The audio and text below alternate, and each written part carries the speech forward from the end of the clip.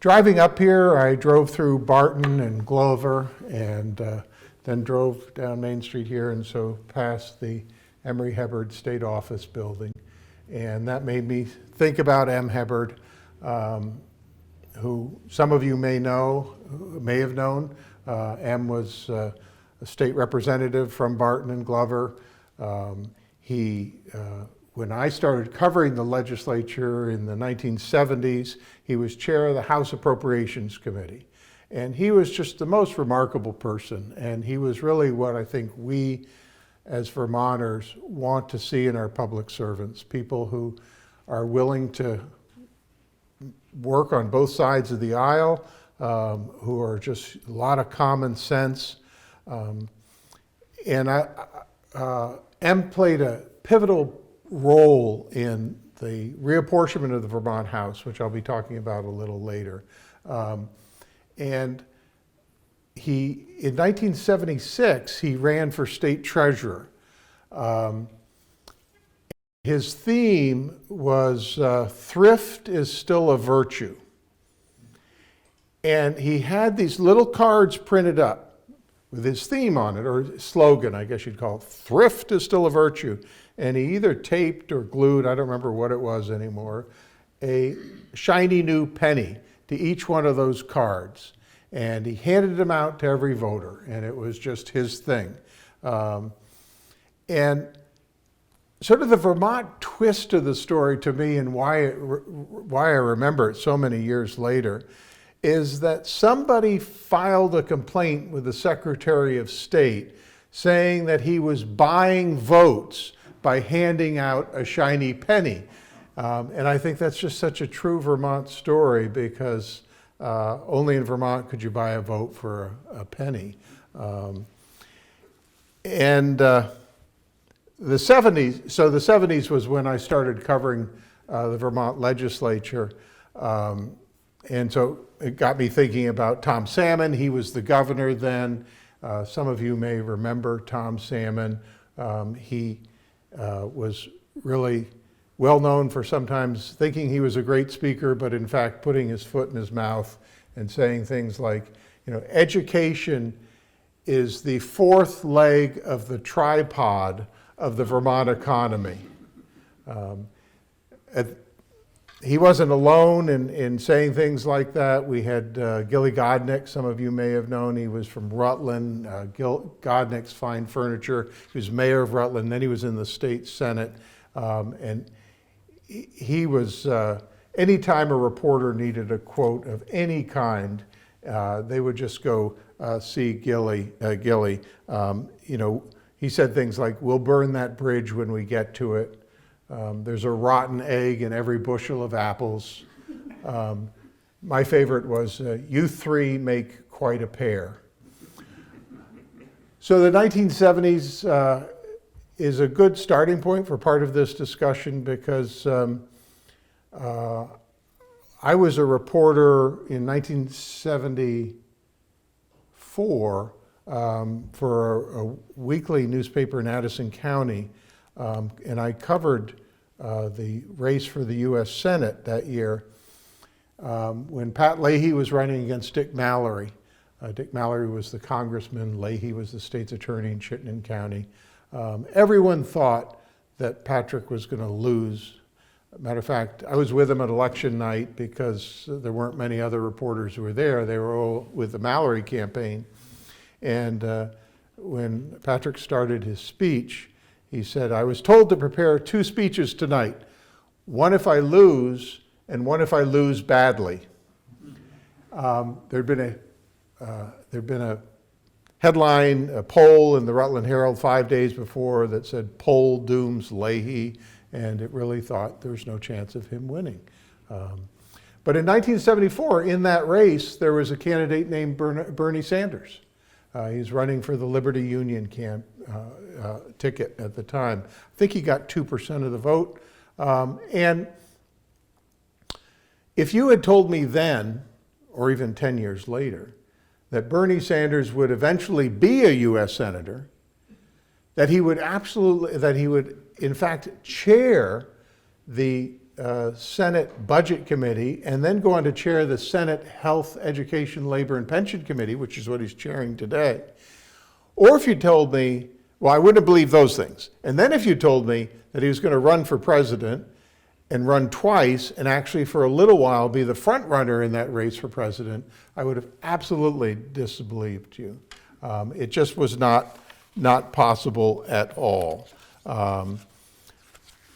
But that's the way Vermont has changed. That we went from the part of Pat Leahy when he won in 1974, he was the underdog, and he was the first United States Senator from Vermont who was a Democrat. He was, matter of fact, until Peter Welch just replaced him, he was the only Democratic U.S. Senator from Vermont for all those years because Bernie Sanders is an independent and considers himself an independent, though he caucuses with the Democrats. When we think of Bernie Sanders and we think of others, what we're thinking about here are candidates who are quirky. And Vermont's known for being quirky. It takes great delight in being quirky. Vermont historian Paul Gillis says it very well when he writes, "As a state, it is our policy to zig when the others zag." Or as Charles Morrissey writes in his history of Vermont, Vermonters and Americans everywhere need to understand that Vermont is unlike the rest of the nation. Vermont's leaders have often marched to a different drummer, like Matthew Lyon, who was elected to Congress in 1796 and then jailed under the Alien and Sedition Acts for criticizing President John Adams. Vermonters continued to elect Lyons to Congress even while he was jailed. When we think of Jim Jeffords, when he announced he was leaving the Republican Party in 2001, he said he was merely following in the independent footsteps of his predecessors, like Senator Ralph Flanders, the first senator in the 1950s to stand up on the Senate floor and condemn McCarthyism, and George Aiken, who served 34 years in the Senate and was once described as neither hawk nor dove, but a wise old owl. But while there's been this strain of independence throughout Vermont's history, the state's political leanings are far different today than they were a few short decades ago.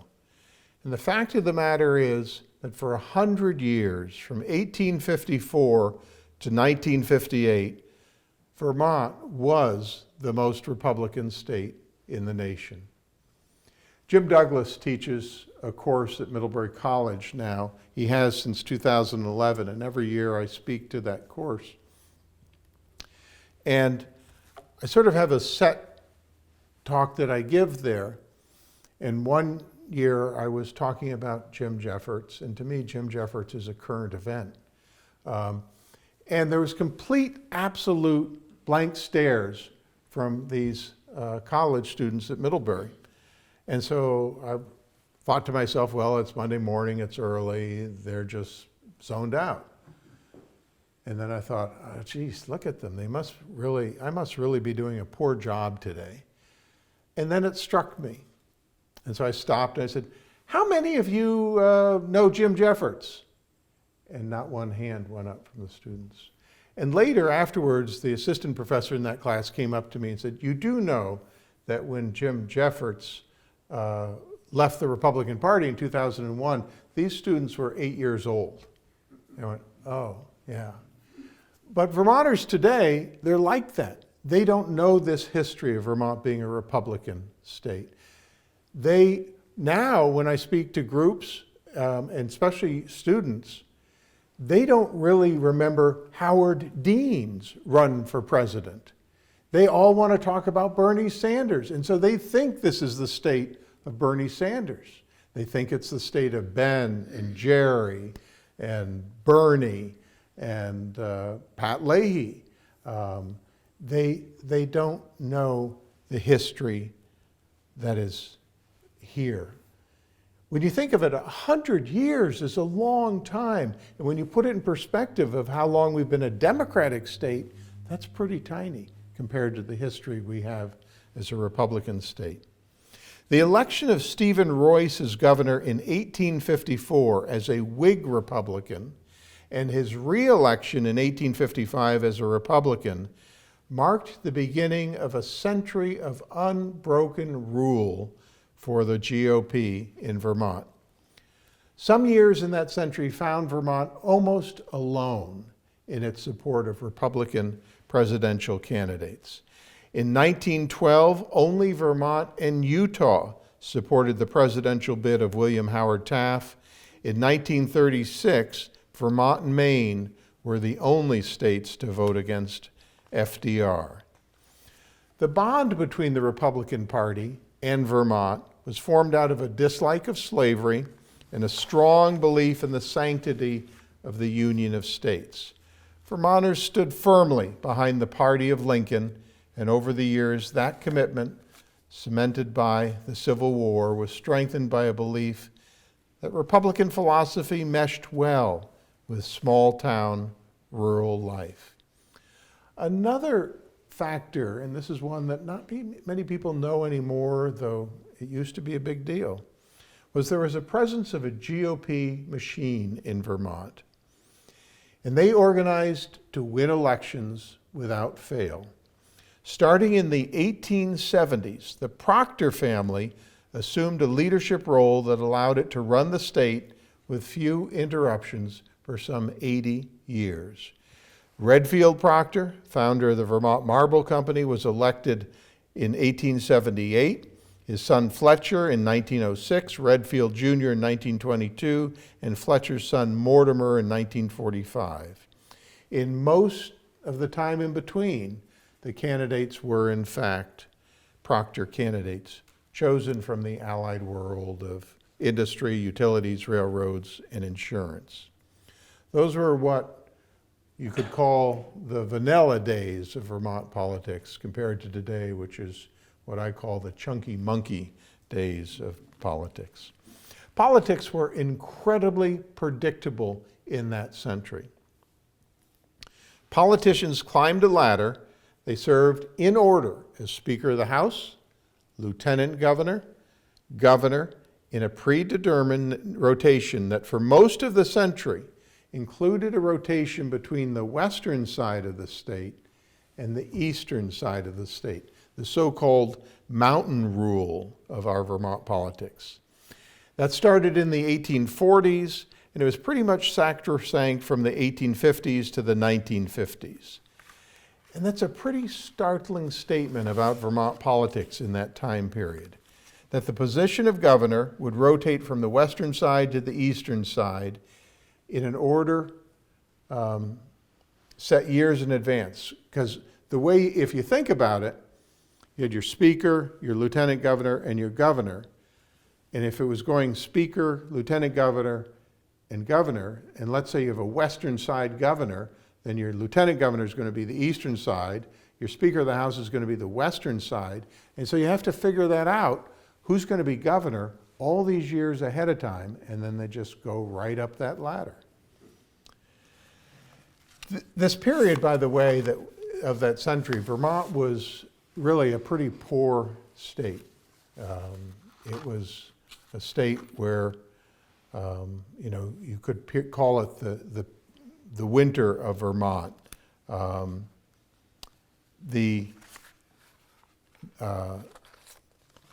The farms were pretty much drying up and they were dying.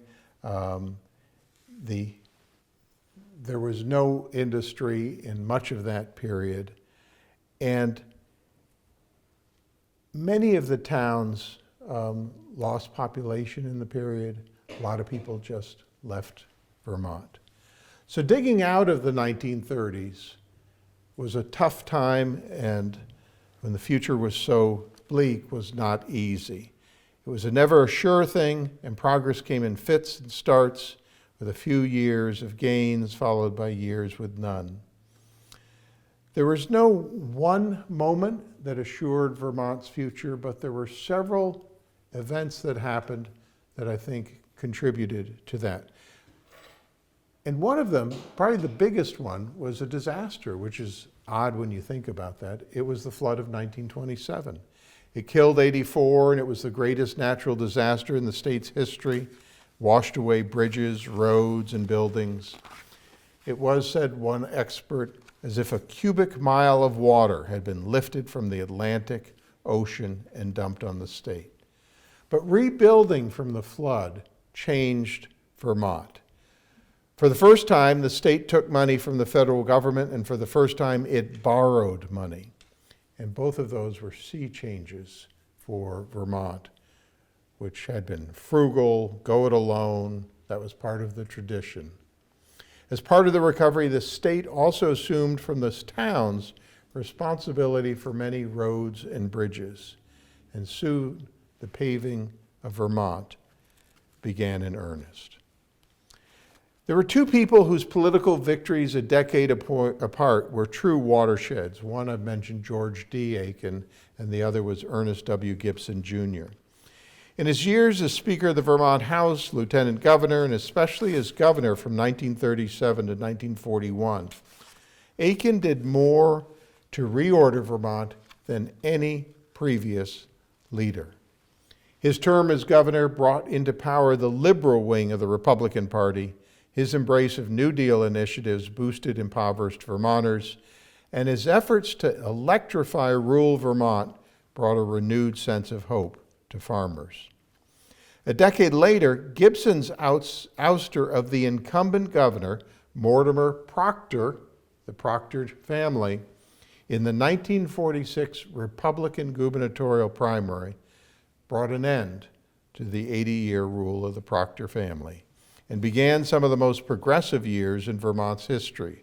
Major changes were made in education, welfare, and the tax system. Gibson's call for an activist government with greatly increased spending for health, education, and welfare was a far cry from the policies of his predecessors.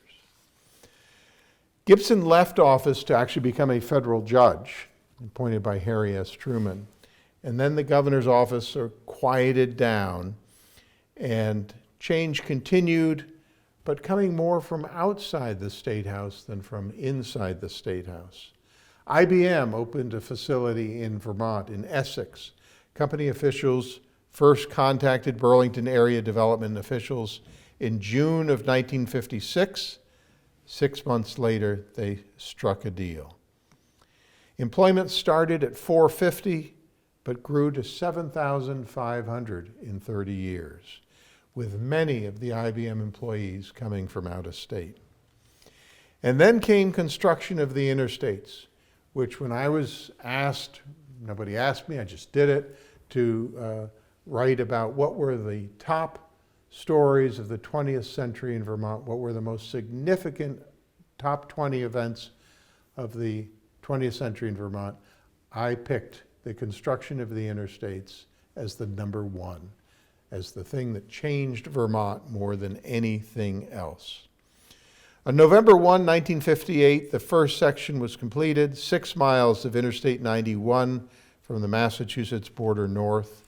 Eventually, 321 miles of interstate highway would transect the state, opening up Vermont for a new wave of immigrants.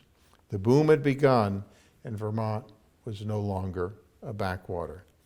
Again, the population figures tell the story. It took a century, from 1850 to 1950, for the population of the state to grow 20%. Yet it grew 27% in the 20 years from 1970 to 1990. So it wasn't one thing, but everything. The interstates put Vermont within easy reach. The ski areas and the heavy marketing of Vermont as the beckoning country enticed many. IBM brought in thousands of new residents, as did the state's growing colleges and universities. Many graduates just stayed on. Quality of life was becoming increasingly important to people all across the country, and that was something Vermont could offer. The Democrats recognized the changing demographics, and they responded. For those 100 years, they didn't even bother to put candidates up. The fights happened in the Republican primary. You had the Gibson wing, Gibson Aiken wing, and you had the Proctor wing, and they would fight it out in the primary. If you won the Republican primary, you had won election. But then the Democrats noticed. They noticed that their candidates, their sacrificial candidates, people making no effort, were in fact starting to gain votes. And they weren't even campaigning. In 1958, William Meyer became the first Democratic congressman from Vermont. That year's gubernatorial contest was so close that it required a recount. Finally, in 1962, Philip Hoff, writing the popularity of President Kennedy and hammering home the theme that a century was too long for one party to rule, won election as governor, defeating the incumbent. That election night in 1962 was the watershed moment in Vermont politics. Phil Hoff looked like he was winning, and Winooski was going to put him over the top and give him the election. So he rode out to Winooski. He was in Burlington. He was in the back of an open convertible, and he was riding around, his arms stretched. It was 2 o'clock in the morning, but the streets were filled with people who could not believe that a Democrat had won in Vermont. And he yelled to the crowd, 100 years of bondage over.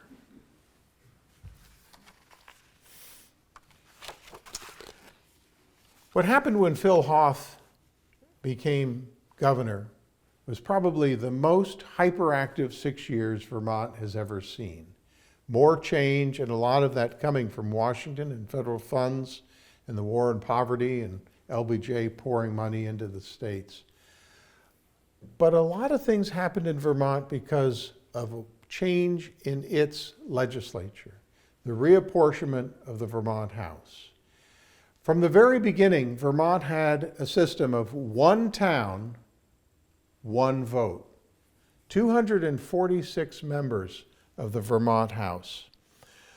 So in the 1960s, a representative from the town of Stannard, tucked up here in the Northeast Kingdom, with a population of 113, had a vote in the Vermont House equal to the city of Burlington, with a population of 35,000.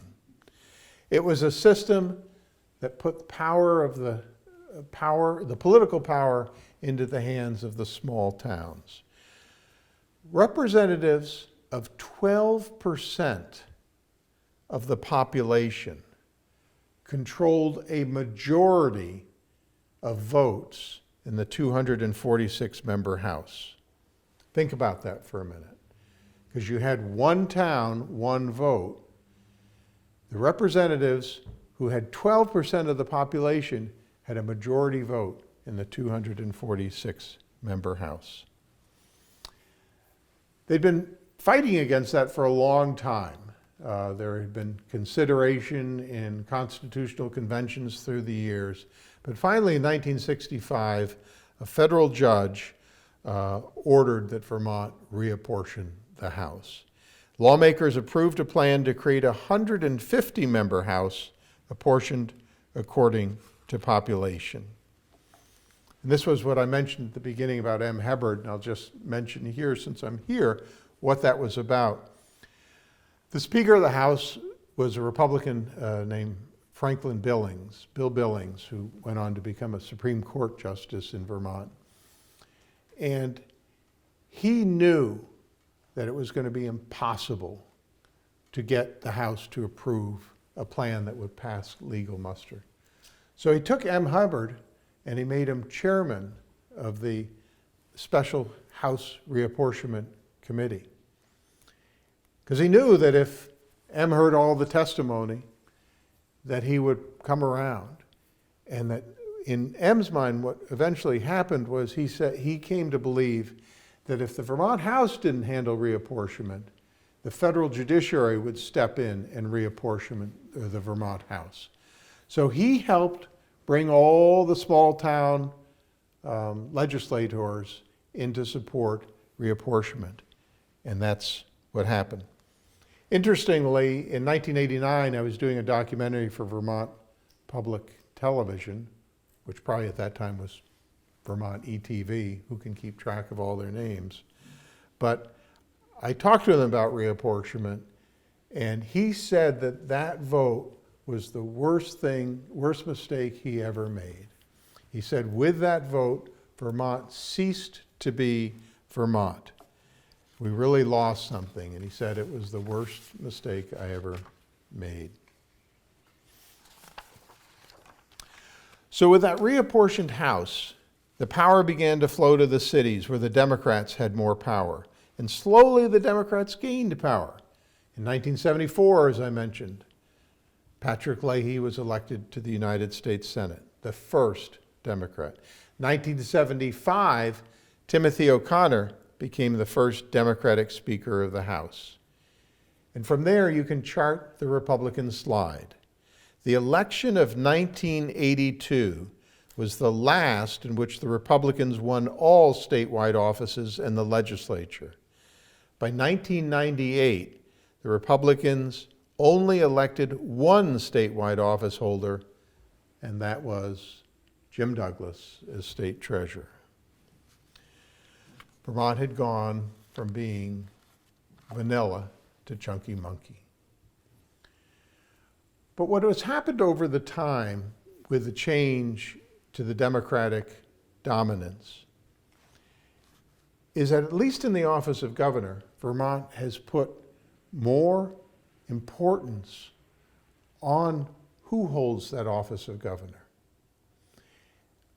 A very unique thing has happened since 1963 in Vermont, only in the office of governor. Every time the office of governor has opened up in Vermont, we have switched parties. There's a pulse to politics in Vermont. There's a pendulum, and Vermonters use the office of governor to correct the pendulum. So you start with Phil Hoff defeating F.Ray Keyser in 1962.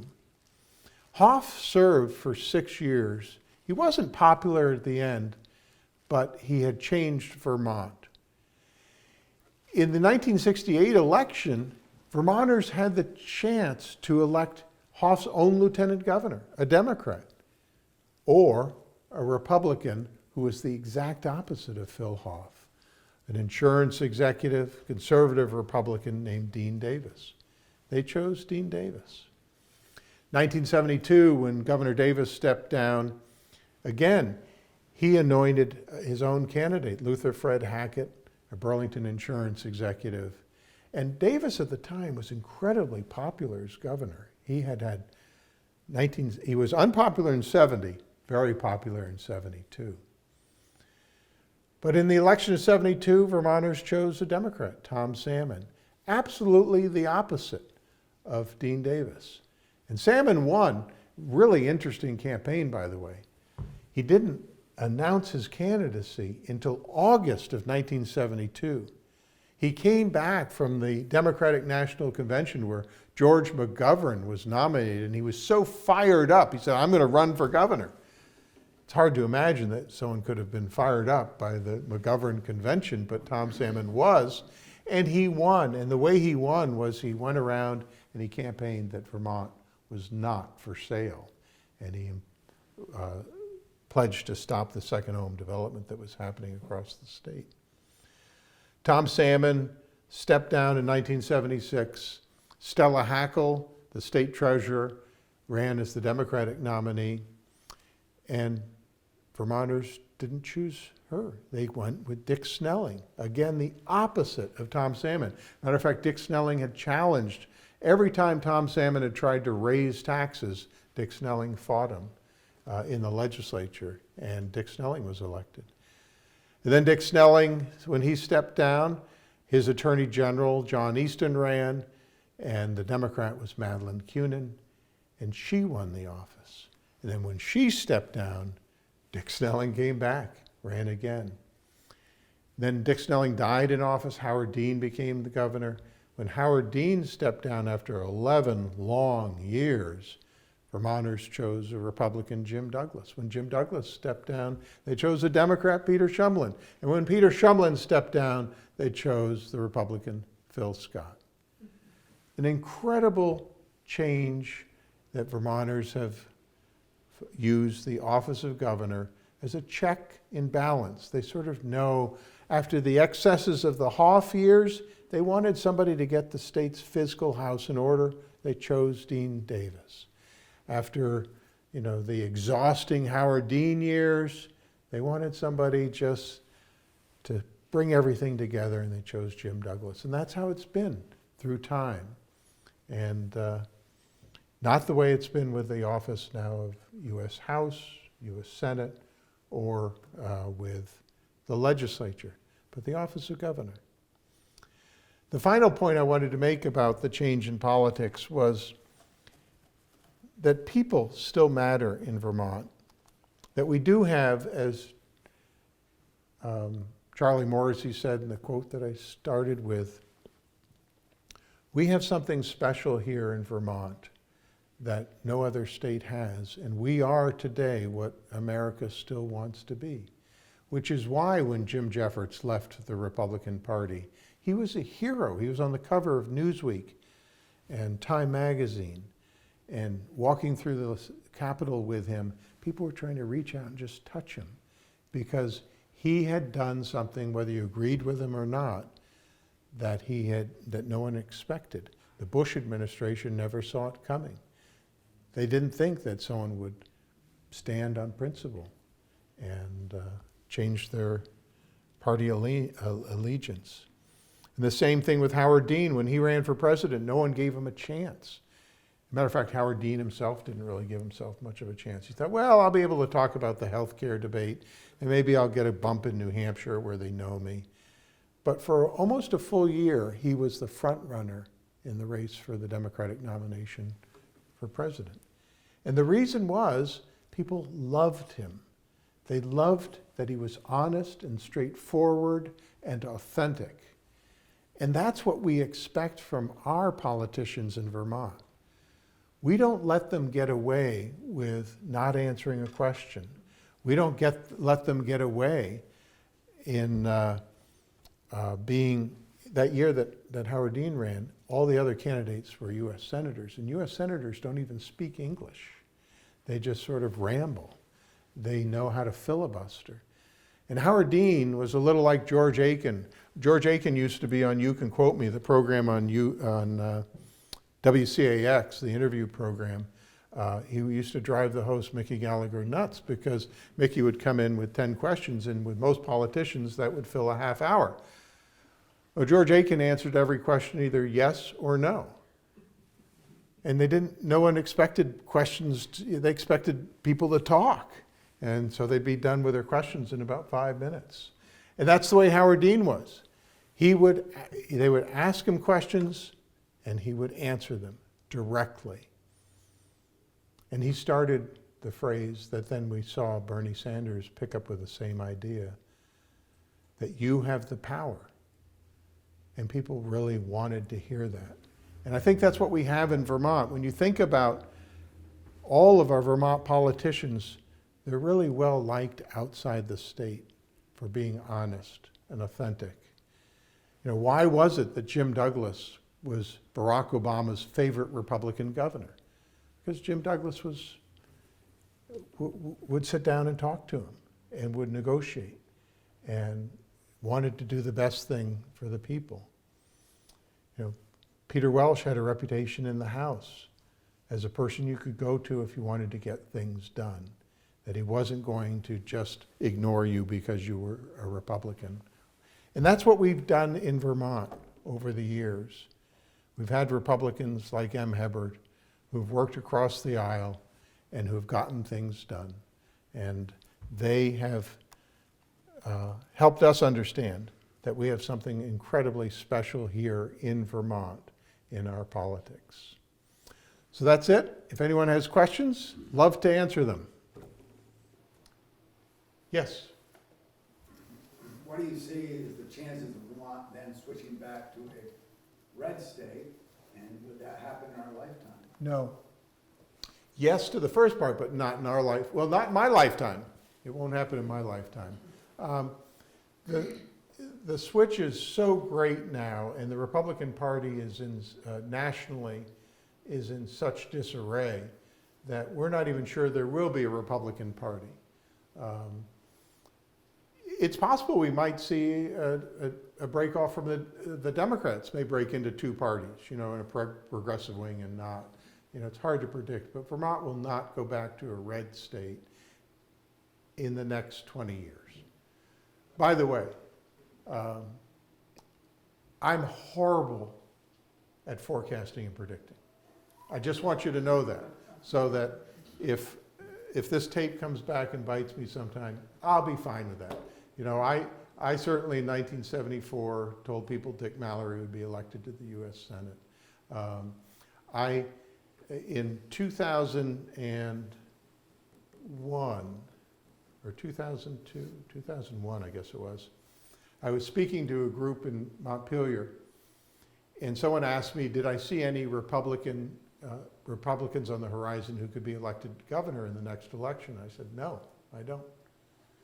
I got back to my office, and I hadn't been there 5 minutes, and the phone rang, and it was Jim Douglas. And he goes, well, I heard you don't think, and I went, oh yeah, well maybe you, I don't think so. And I didn't think so at the time. And so I was completely wrong there. I've been much more wrong than right, and I don't know why I still continue pretending that I could know something. I should go buy a lottery ticket, I'd have more luck with that.